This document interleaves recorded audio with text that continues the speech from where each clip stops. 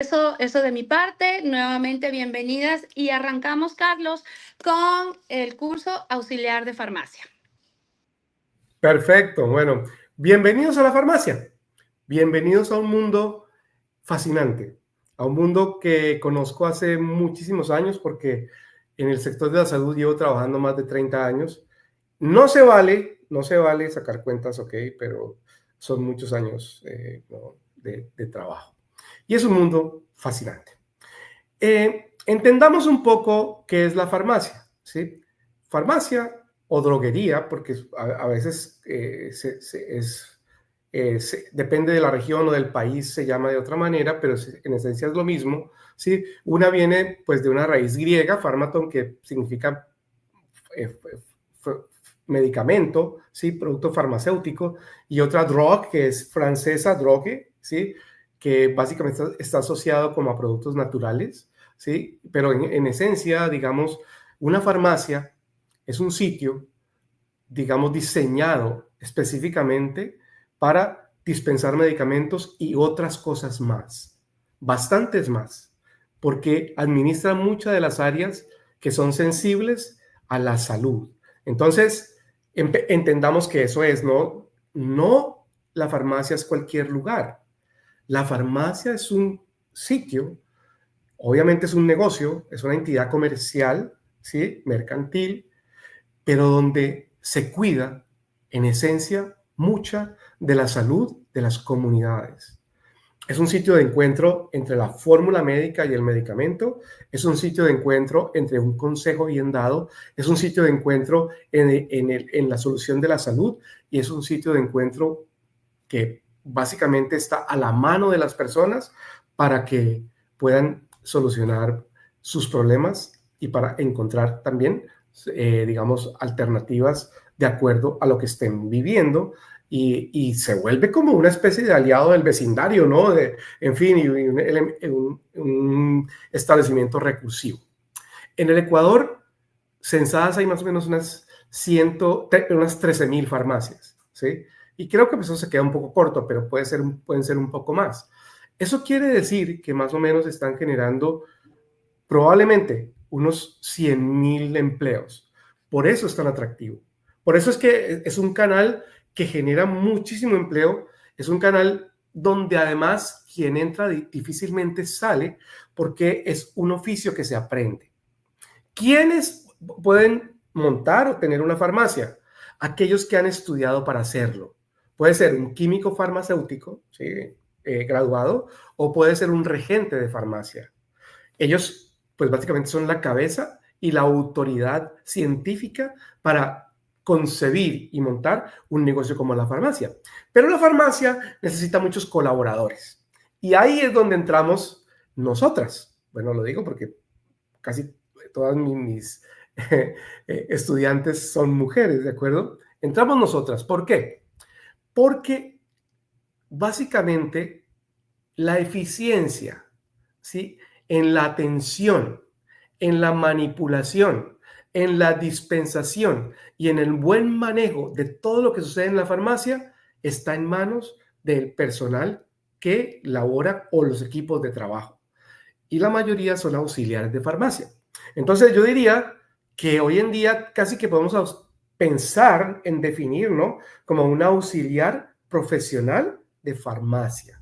Y es el contexto que yo le voy a dar a este curso y a esta actividad. Entender la farmacia como negocio, entender de dónde viene, entender qué hace, entender la normatividad, entender el escenario comercial, entender el escenario mercantil y entender que es un puente de comunicación muy, muy poderoso con la comunidad. Entonces, entramos en un curso fascinante por donde usted lo vea, ¿no? Adicionalmente, que ya les dije, ¿no? Es una muestra de un emprendimiento maravilloso, de muchas personas que han ingresado a las farmacias como auxiliares, se han formado y después han montado su propio negocio. Así que no es un camino fácil, ¿cierto? Pero de todas maneras es un camino posible y como todo en la vida, pues requiere propósito, ¿no? Propósito. Entonces, propósito primero, ¿para qué soy bueno? Y si ustedes tienen inclinación por la salud, tienen inclinación por el contacto con la gente en cierta sensibilidad, ¿sí? Una buena inteligencia emocional, como ya lo hemos visto. Además, si les gusta esto, si lo ven como algo atractivo, prepárense, ¿cierto? Adquieran el conocimiento y adicionalmente, ¿sí? Este es realmente un emprendimiento que sí tiene una identificación perfecta en lo que hace por los demás, porque el servicio que presta está relacionado con la vida misma y es muy importante por eso. Bueno, muy bien. Ahora bien, ¿de dónde vienen las farmacias? Y eso, pues, estamos hablando de una historia de hace más de 4.000 años. No sé si ustedes recuerdan el antiguo Egipto y la Mesopotamia, que había unas personas que inclusive embalsamaban a los faraones, ¿no? Y esas momias están en los museos hoy en día, o sea que tenían técnicas muy avanzadas en la conservación de esos cuerpos, en fin, y eso requería una ciencia específica. Entonces, digamos que el origen de las farmacias se puede encontrar allí porque aunque muchas de las cosas eran de alguna forma esotéricas, ¿cierto? De alguna manera, pues también formaban parte de la función dentro de las comunidades para resolver los problemas y aliviar el dolor. La función principal de la medicina es aliviar el dolor. Y la farmacia es como el punto de encuentro donde eso sucede. Bueno, aparte de los hospitales, pues, y de las clínicas, pero digamos, en esencia, en aquella época era la farmacia. Luego, digamos, aparece el oficio de boticario. Ustedes han oído la botica, ¿no? O sea, realmente, y el boticario es como el que prepara fórmulas magistrales, ese que revuelve un poquito de esto, otro poquito de esto, pero no porque sí, ¿no? Sino con una base científica y con una base, pues, que tiene el conocimiento de saber que lo que está haciendo tiene una razón de ser para beneficio de los demás. Y estoy hablando, pues, de la Grecia antigua y de Roma, ¿no? Y de los padres de la medicina, Hipócrates y Galeno, padres de la medicina de aquella época, y donde se empezaba a formar ese oficio formal, ¿cierto?, de boticario, y digamos que con una connotación muy importante, y era que venía también de la mano con el origen mismo de la medicina como profesión. ¿Sí? Entonces, pues, muy importante, y acordémonos que esas fórmulas magistrales todavía existen. Hoy hay farmacias que preparan fórmulas magistrales con la orientación y la receta de un médico. Muy bien, luego en la Edad Media empiezan a aparecer los primeros fármacos, ¿sí? Con licencias, y pues ya hay reglamentos específicos para el oficio, pues, de un farmacéutico. Y pues ya entrados en el siglo XVIII, XIX y en el XX, la farmacia se independiza de la medicina, ¿cierto? Y entonces empiezan a aparecer facultades de farmacia, donde les decía, se forman, por ejemplo, químicos farmacéuticos o farmacéuticos como tal, o regentes de farmacia. Entonces, hoy en día, pues, es una actividad independiente, es una actividad que requiere también de mucho estudio, mucha preparación y de una gran cantidad de inversión en tiempo y en generosidad, sobre todo, porque es eje fundamental de las comunidades. Bueno, ¿qué tipos de farmacia hoy existen? Digamos, de los que veamos nosotros cuando salimos a la calle desprevenidamente, si algunas ustedes se han fijado, ¿no?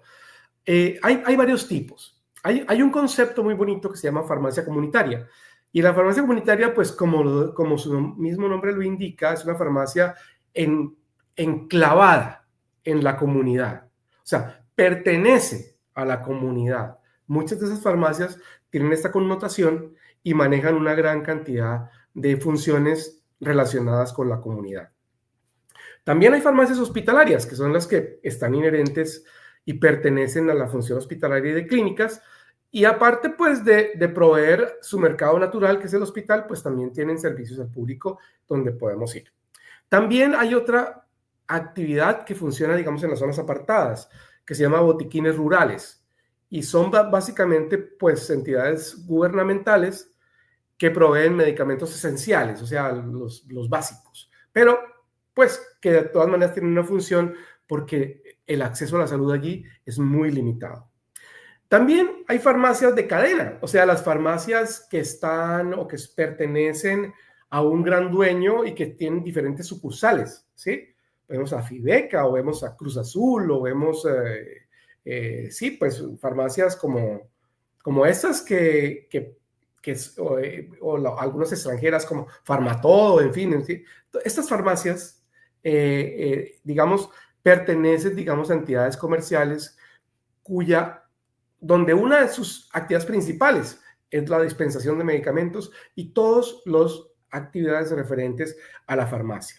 Y hay unas farmacias que se llaman independientes, o sea, que son de un solo dueño y una sola farmacia. Y ese es uno de los emprendimientos de los cuales yo me referí al principio, ¿ok? Donde, pues, si nos formamos, puede ser, y aprendemos este negocio bien, y lo entendemos perfectamente, y podemos diseñar un plan, pues, ¿por qué no? Podremos ser la dueña de una farmacia en el futuro. De plano, creo que hay compañías como Difare que tienen proyectos para microemprendedores farmacéuticos, es decir, venden franquicias y si tú tienes el potencial, el conocimiento, te pueden, digamos, patrocinar o involucrar en ese tipo de actividad. Muy bien. Cuando hablamos, por ejemplo, de funciones de las farmacias, hay dos tipos de funciones que hay que entender. Una función específica que es la función de la farmacia y otra función específica que es la función del auxiliar de la farmacia. O sea, una está inherente en la otra, ¿cierto? Pero hay que entenderlas bien diferenciadas. Ahora sí, entremos y miremos qué es lo que hace una farmacia. Bueno, la farmacia está concebida para dispensar medicamentos, ¿correcto? O sea, ¿qué significa esto?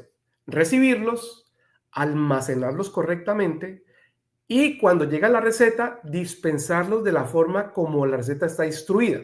¿De dónde viene la receta? De los médicos, ¿ok? La farmacia no formula. La farmacia no recomienda medicamentos. La farmacia dispensa medicamentos. Oye, ahora les explico cuáles se pueden recomendar, pero en esencia dispensa medicamentos que tienen que tener un tratamiento especial en su almacenamiento. Algunos necesitan refrigeración. ¿Sí? Bueno, en fin, hay una serie de condiciones especiales que se deben tener en cuenta para la dispensación y que son inherentes al trabajo de la farmacia, ¿ok? Para que lo tengamos presente. Por otro lado, presta funciones de consejería. ¿Por qué consejería? Porque cada medicamento cuenta con una literatura, ¿cierto? Y en esa literatura está específica, digamos, los riesgos inherentes a un medicamento. Se llaman factores adversos o efectos colaterales, ¿cierto? Las medicinas generalmente pueden presentar dolores de cabeza, desórdenes gastrointestinales, palpitaciones. Hay una serie de efectos secundarios que algunas medicinas, cuando veamos la clase de farmacología, la vamos a entender, pero casi todas tienen, ¿sí?, un umbral de riesgo.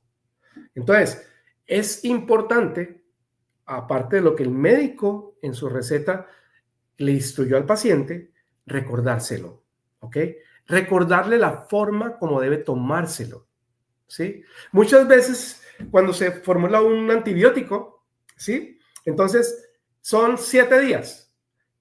Al tercer día la persona se siente bien. ¿Yo para qué me tomo eso ya si ya estoy bien? Y resulta que la fórmula son 7 días. ¿Qué es lo que está generando? En el futuro una resistencia bacteriana a ese medicamento. O sea, quiere decir que cuando usted se vuelve a enfermar, no le va a servir, porque ya generó una resistencia. Y es el gran problema que tienen los medicamentos hoy en día, y sobre todo los antibióticos en su investigación, porque es tanto el uso indiscriminado que se les ha dado por parte de la gente, ¿cierto? Que, pues, muchos de ellos ya no sirven, ya no funcionan. Entonces, seguir la receta al pie de la letra, entender bien los riesgos, se llama consejería y debemos prestarla, ¿ok? Muy bien. Por otro lado, hay una actividad que se llama farmacovigilancia. Es decir, la farmacovigilancia quiere decir que nosotros, si son medicamentos, por ejemplo, que impliquen algún riesgo específico, debemos tener en esos pacientes en una lista con su información, su teléfono, para poderles llamar y preguntar cómo está, cómo se siente, de qué manera el medicamento se ha venido manejando. En fin, es una vigilancia del fármaco, ¿ok? Y es responsabilidad de la farmacia. Y es algo que lamentablemente se hace muy poco. Simplemente la gente lleva su medicamento y esto no. Debería tenerse esa posibilidad, sobre todo porque hay medicamentos que son de alto riesgo. Por ejemplo, los anticoagulantes, ¿sí? Generan que si una persona sufre una herida, por ejemplo, o algo, pues es una persona de difícil tratamiento, ¿ok? Entonces, existen muchos riesgos al respecto. Muy bien. También la farmacia se ha vuelto un elemento muy importante en el modelo de APS, o sea, atención primaria en salud. ¿Por qué? Porque en la farmacia podemos dar consejos, podemos dar todo lo referente a la prevención y promoción de la salud. O sea, buenos hábitos, buena alimentación, recomendar ejercicio y deporte. En fin, hay una gran cantidad de información en la cual podemos volvernos expertos para que en el momento en que tengamos la oportunidad de abordar un cliente que tiene ciertas condiciones que requieran nuestro consejo, podamos darlo. Eso no significa que estemos en condiciones de formular medicamentos. Es una de las actividades prohibidas en la farmacia. No, no se formulan medicamentos. No, no, no. ¿Ok? Eso le corresponde al médico. Pero sí podemos formular buenos hábitos. Pero sí podemos hacer recomendaciones. Pero sí podemos entender las enfermedades en general. Pero sí podemos decirle a los diabéticos que cuiden su dieta, ¿cierto? A los hipertensos que hagan ejercicio, ¿sí?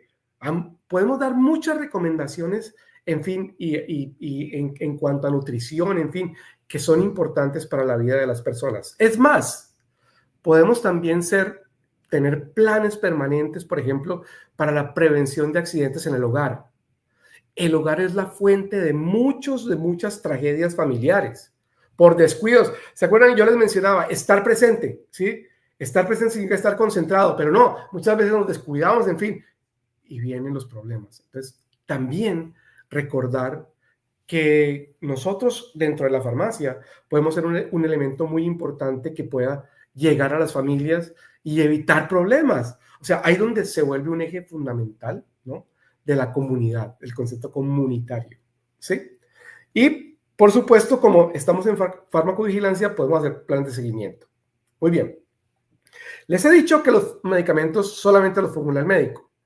Pero sí podemos recetar unos medicamentos, una clase de medicamentos, ¿ok? Sí podemos. Se llama medicamentos OTC, una sigla en inglés que significa over the counter. Digamos, traducida a un español que no es literal, medicamentos de venta libre. Son aquellos que no requieren recetas, que no requieren prescripción. Y hay muchísimos. A veces alguien llega, oiga, tengo un dolor de cabeza, hace 2 días no se me quita. Yo le puedo recetar un analgésico, ¿sí? Oiga, tengo diarrea y yo le puedo recetar un antidiarreico, ¿sí? Puedo, es de venta libre, ¿cierto? Pero le advierto, bueno, esto, si le funciona, perfecto, solucionó su problema. Pero si usted sigue con dolor de cabeza 2 días más o 3 o 4, al médico. Si le solucionó su diarrea, perfecto. Pero si no es así, al médico. ¿Ok? Pero sí podemos recetar medicamentos. Se llaman OTC, over the counter, o de venta libre. ¿Ok? Y eso, pues hay una gran cantidad y vamos en la medida en que esto avance, pues vamos a ver cuáles son esas generaciones de medicamentos. Muy bien. Entonces, en todo este concepto que les estoy dando, que es una revisión completa de las actividades de la farmacia, en fin, de las posibilidades, de las funciones, del origen, de la naturaleza del negocio, está pues las cosas que tampoco hacemos, ¿no? Que es modificar recetas, no. O sea, no formular, pero tampoco modificar recetas. Si viene un medicamento que dice en su literatura un nombre específico, pero yo sé que hay otro que hace la misma función y digo, oiga, ¿por qué no se toma este? Que es que no, respetar la receta, ¿ok? Es decir, tampoco puedo disponer de medicamentos sin supervisión, o sea, sin la aprobación de mi jefe químico farmacéutico o regente de farmacia, ¿cierto? Y no diagnostico ni prescribo medicamentos, ¿ok? Muy bien. Como estamos hablando de medicamentos, yo no sé si ustedes sabrán de dónde vienen los medicamentos o de dónde viene, cómo sale al mercado un medicamento, de dónde se investiga un medicamento, cuál es la manera como un medicamento sale a la luz.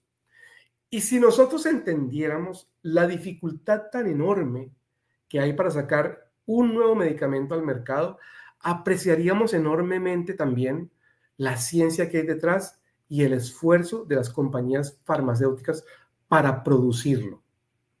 Este esfuerzo es privado, no es de los gobiernos, bueno. O sea, los gobiernos siempre quejan, que son muy caros, que no hay... pero ojo cómo es también el asunto, ¿no? O sea, para descubrir un medicamento, eso puede tardar entre que se conciba y salga al mercado hasta 20 años.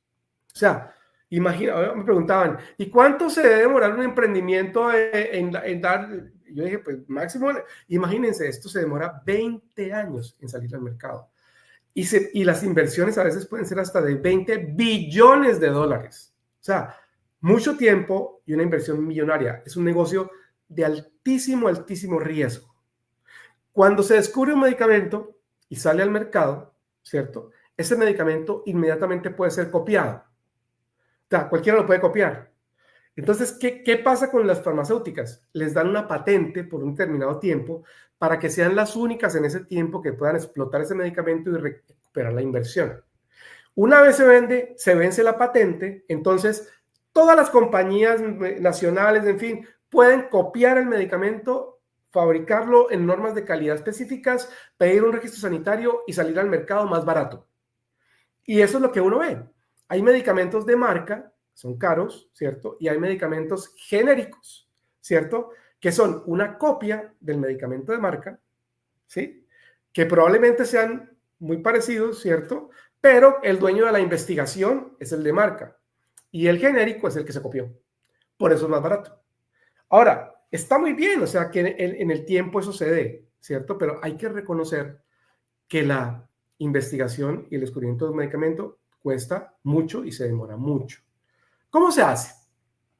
Si de pronto sale una idea sobre algo que hay que solucionar y en fin, hoy hay día descubrimientos que están por acercarse al milagro, por ejemplo, de curar diferentes patologías graves como el cáncer en ciertas áreas, y eso era algo impensable anteriormente, ¿sí?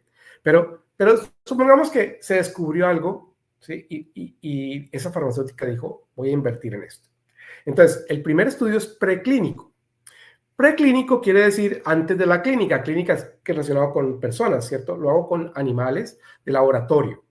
Y pues es una de las, digamos, bueno, opciones que hay hasta ahora y inclusive muy en entredicho, pero pues primero se evalúa con laboratorios. Entonces, preclínicos. Bueno, cuando el estudio preclínico da una, digamos, posibilidad de seguridad para ser usado en humanos, entonces se hace en poblaciones muy chiquitas de humanos, 20 personas, 30 personas, y se llama fase 1, ¿sí?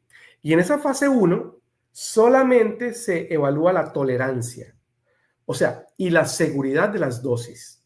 Todavía no se evalúa la eficacia, ¿ok? La tolerancia. Primero, bueno, que funcionen los animales y tenga ciertas perspectivas interesantes, luego empieza con humanos, y que se evalúe la tolerancia y la seguridad, las dosis seguras, que no vayan, digamos, a causar daños. Acuérdense que hablamos de los efectos secundarios, ¿no? Los efectos secundarios a veces también son molestos o puede dañar otra cosa. Y pues si vamos a arreglar dañar esta, pues no estamos haciendo nada, ¿verdad? Sería una cosa pues bastante paradójica. Una vez superada la tolerancia, se entra a fase 2, también con humanos, pero un poquito en poblaciones más grandes. Y aquí se ve la eficacia preliminar. O sea, si funciona en esa población que es un poquito más grande. Y si funciona, pasa a una fase 3. Y en esa fase 3, entonces ya se amplía completamente el espectro en poblaciones más grandes para ver cómo funciona, ¿cierto? En eficacia, seguridad y en todo lo que se evaluó en las fases preclínica, fase 1 y fase 2. Y ahí es donde se reúne toda esa información, ¿cierto? Y se pasa para hacer un dossier, que es como una especie de portafolio de toda la documentación que se hizo para presentarla, por ejemplo, a las entidades sanitarias.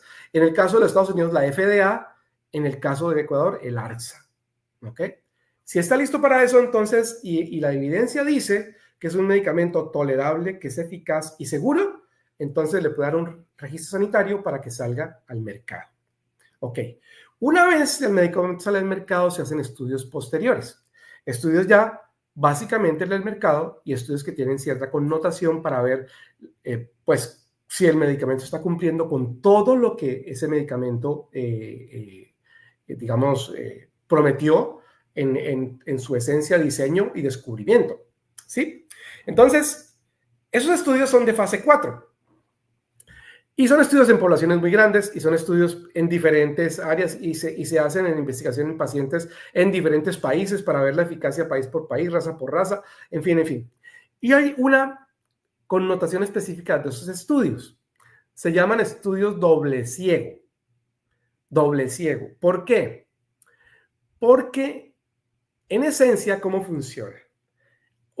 Un médico tiene una cohorte o un grupo de pacientes, ¿cierto?, que tienen la posibilidad de recibir el medicamento y ver cómo es su efecto y además, pues, analizar el resultado. Pero al médico le dan 2 botellas, la botella A y la botella B. En la botella A hay azuquitar, pastillas con azuquitar. En la botella B está el medicamento, pero el médico no sabe cuál es el verdadero. ¿Ok?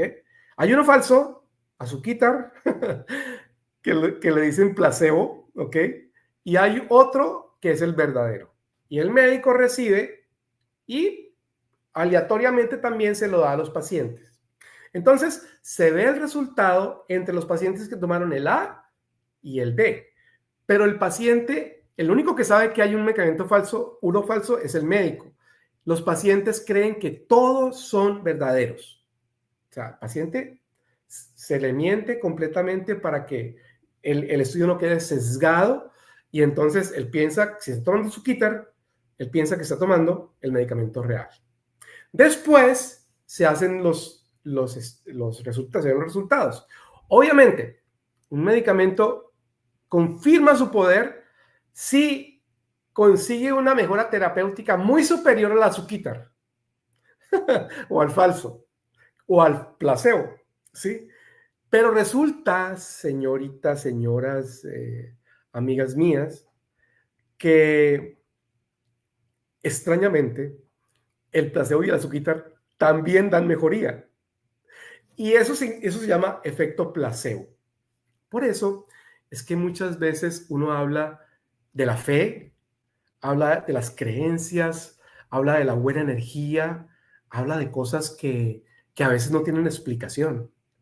Y es que tenemos la posibilidad de mejorarnos intrínsecamente si estamos convencidos de que lo estamos haciendo, porque el organismo y el sistema inmunológico y el sistema y nuestra biología tienen la posibilidad de combatir todo lo que llegue. Entonces dicen, es que es un milagro, y probablemente el milagro lo estamos obrando nosotros mismos, ¿cierto? Consiguiendo que por el convencimiento, por la fe, por eso aquí la religión también juega un papel muy importante, porque es como esa creencia poderosa de que todo se consigue. Entonces, yo no estoy en contra de eso, al contrario, me parece genial. A veces los médicos digo, esto es en manos de Dios. ¿Sí? Y realmente, pues sí, ¿no? Digamos que eso sucede. Entonces, ¿qué pasa? Ese efecto placebo también genera una mejoría, pero el medicamento que sale al mercado es el que demuestra mayor poder, ¿de acuerdo? Por supuesto. Ahora bien, yo siempre hablo en estas clases, ¿sí?, de algo para la vida misma, ¿sí? Y este es el momento de hablar de ello. Y les mencioné en el curso anterior tener un propósito, les mencioné estar presente, les mencioné el ejercicio físico como el principal antidepresivo, les mencioné los rituales, ¿cierto? Les mencioné los errores de sentirnos humanos, ¿sí? Y hoy voy a hablar de algo que se llama y que lo hemos escuchado en muchas partes y que de pronto no lo entendemos bien, o algunos sí, ¿cierto? Se llama resiliencia. Resiliencia. ¿Qué significa la resiliencia?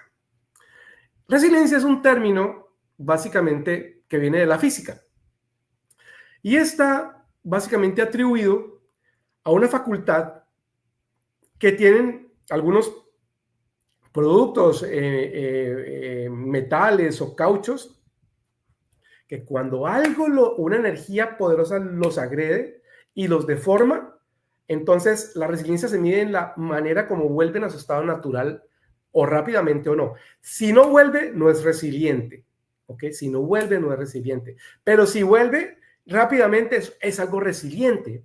Algo lo golpeó, lo afectó con una perturbación y volvió a su estado natural, ¿ok?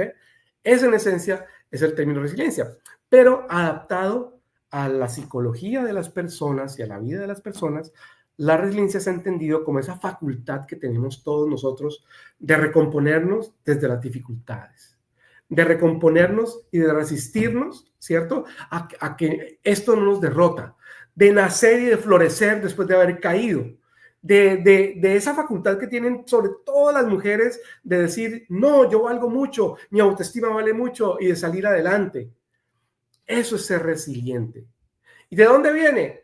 De nuestra propia biología, de ese efecto placebo que tenemos para solucionar problemas biológicos, pero también en nuestro espíritu, en nuestra forma de ver la vida, en nuestro temperamento, en nuestro carácter. Ser resilientes es una cualidad inherente al ser humano. Nada nos vence. Por eso nos recomponemos. Por eso un equipo de fútbol, después de que le meten 6-0, después gana otro 4-0. Porque es el poder de convencimiento que esto fue simplemente un accidente. Voy a vencer al otro y uno a veces ve cosas así, ¿no? En todo, en la vida misma, ¿ok? Entonces, la resiliencia es esa capacidad innata que tenemos. Quiero ver mujeres resilientes, o sea, todas resilientes. Quiero que practiquen la resiliencia. Quiero que de aquí en adelante no haya problemas. Se llaman oportunidades.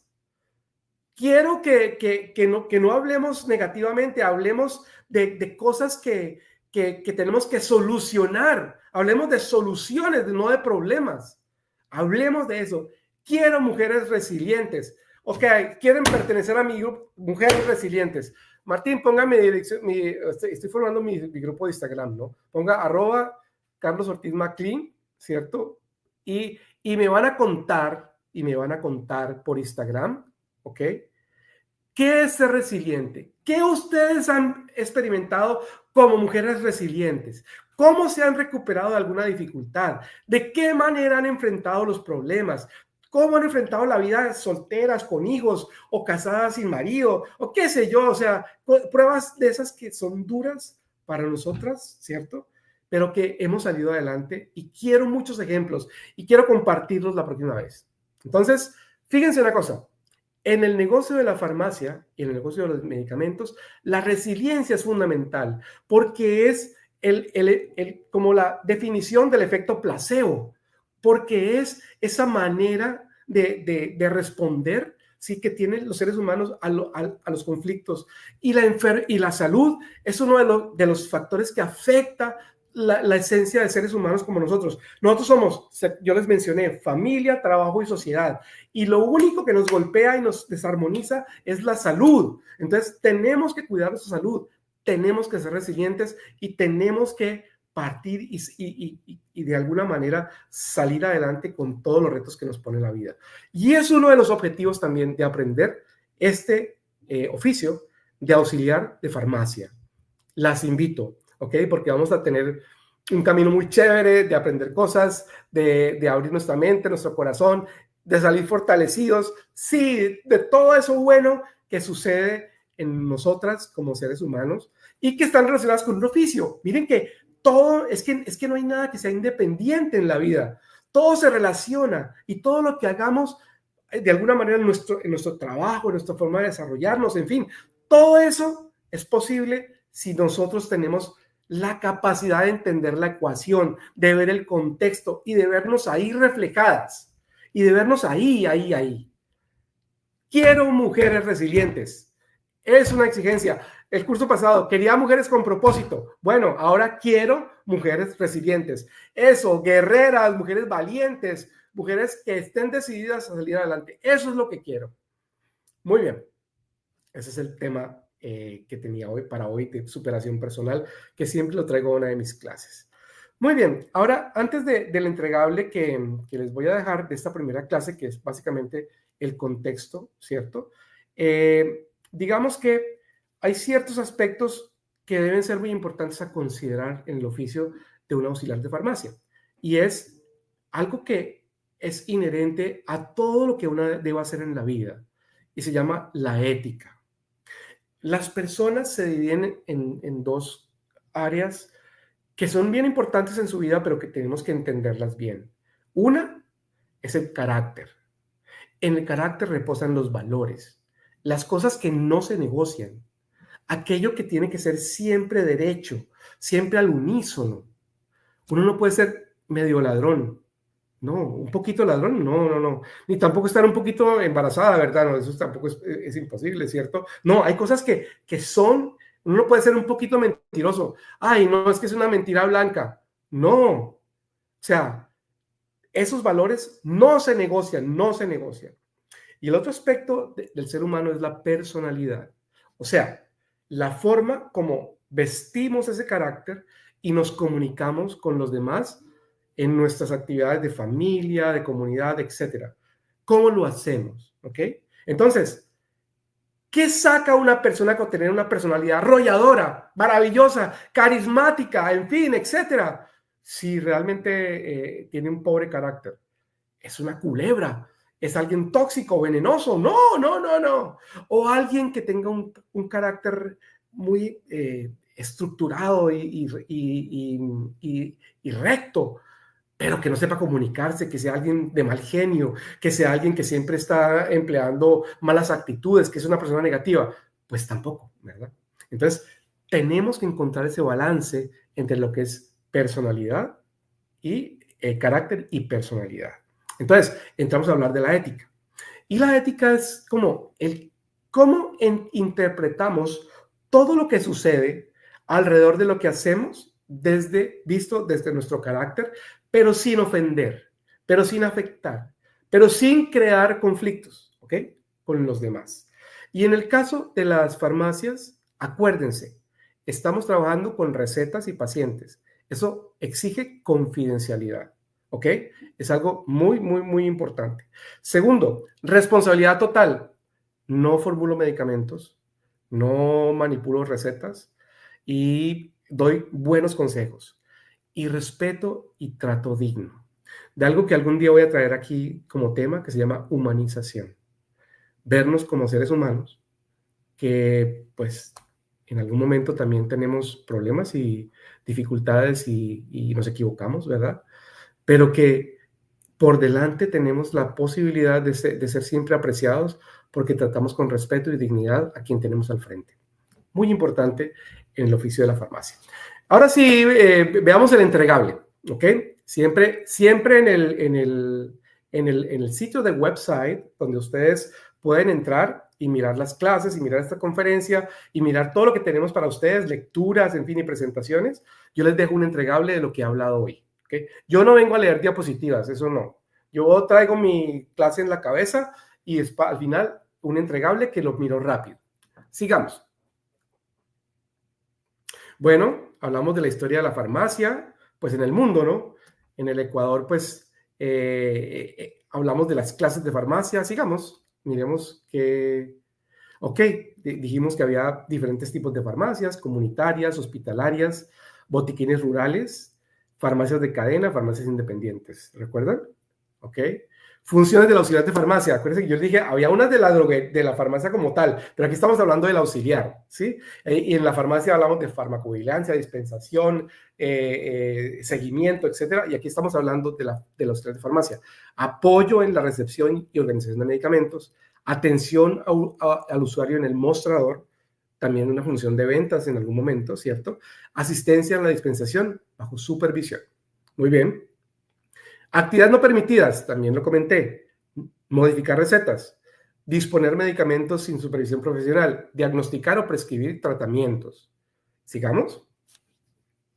Trabajo en equipo. Básicamente yo, obviamente, tengo que contar con el dueño o el administrador o el jefe científico del lugar donde estoy, ¿no?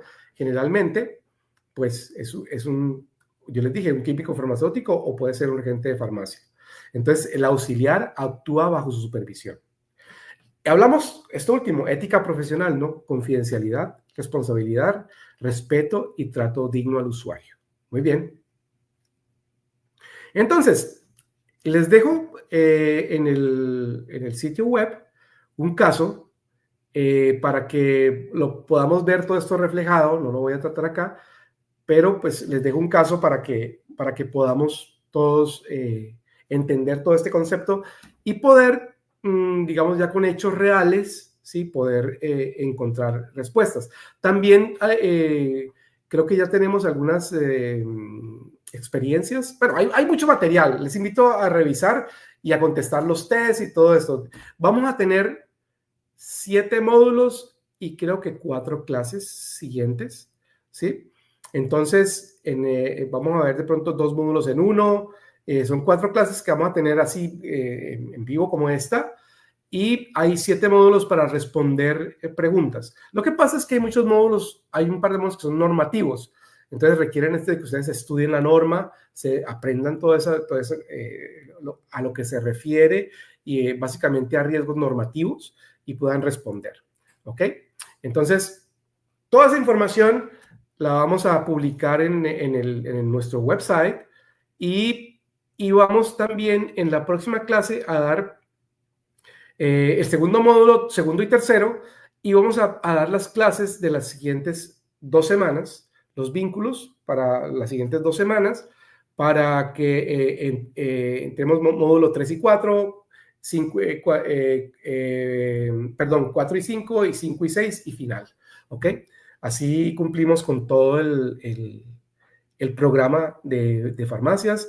Esto es una clase de introducción, pero fíjense qué tan importante es el universo de la farmacia, qué tan importante, qué increíble poder conocer esto, qué increíble podernos formar y llegar, por ejemplo, cuando lleguemos de pronto a solicitar un trabajo, llegar preparados, llegar hablando con propiedad de medicamentos, llegar hablando con propiedad de la ética, de las funciones, hablando con propiedad de todo el universo de funciones que tiene un auxiliar de farmacia. Creo que tendríamos una ventaja competitiva muy grande para salir adelante.